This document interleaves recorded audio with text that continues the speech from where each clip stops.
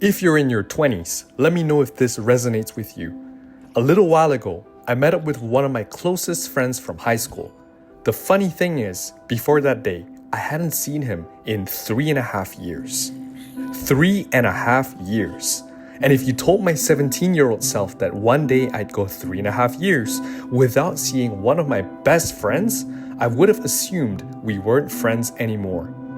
Back then, that kind of distance sounded impossible. How could you go years without seeing someone who was such a huge part of your life? But when we finally met up again, something surprising happened. Within minutes, it felt like no time had passed at all. The jokes were still there, the stories were still there. We picked up conversations as if they had only been paused for a few days instead of a few years.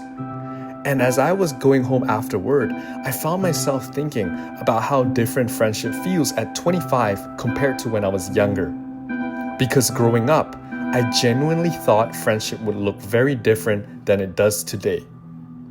When you're in high school or university, your friends are woven into your everyday life. You see them almost every day, sometimes more than your own family. You sit beside them in class, grab lunch together, stay out late talking about nothing and everything at the same time, and spend so much time together that it becomes difficult to imagine life without them. Some of my favorite memories aren't even the big moments. They're the random afternoons that felt completely insignificant at the time. Sitting around after class, going for late night drives, studying together but barely getting any studying done. Hanging out because nobody had any real responsibilities yet, and there always seemed to be another weekend, another break, another opportunity waiting ahead to see each other. When you're in that stage of life, you start believing those friendships will stay exactly the same forever. You tell yourself these aren't just friends, they're brothers, they're sisters, they're people you'll know for the rest of your life. Every now and then, I'd hear people older than us say things like, just wait until everyone gets busy, or it's harder to keep friendships alive when you're older. And every time I heard it, I remember thinking they were wrong. Not because I thought they didn't know what they were talking about, but because I was convinced my friendships were different. My friends and I had known each other for years. We'd already been through so much together. Surely we'd be the exception. Surely we'd be the group that stayed close no matter what happened. Then life happened. People graduated. People got jobs. People moved away. Maybe to different cities, different countries. Some started building careers. Some entered serious relationships. And before I knew it, friendship stopped being something that happened automatically. It started requiring effort. The friend I mentioned earlier, the one I hadn't seen in 3.5 years, lives a completely different life than I do now. We don't talk every day. Honestly, there are stretches where we barely talk at all. Sometimes months pass between conversations.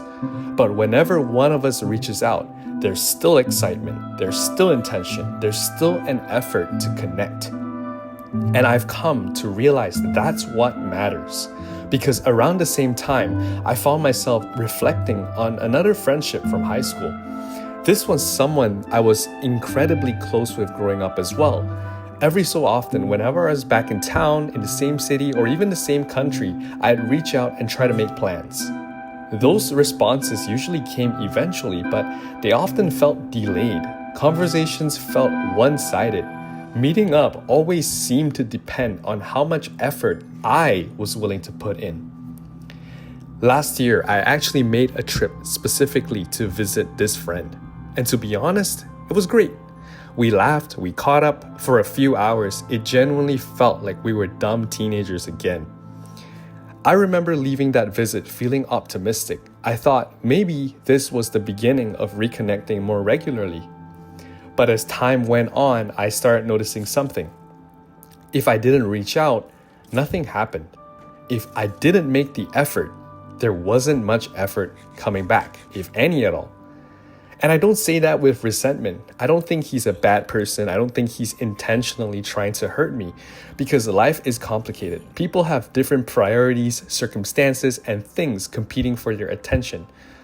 But to me, effort tells a story that words often don't. Then another experience happened recently that really put everything into perspective.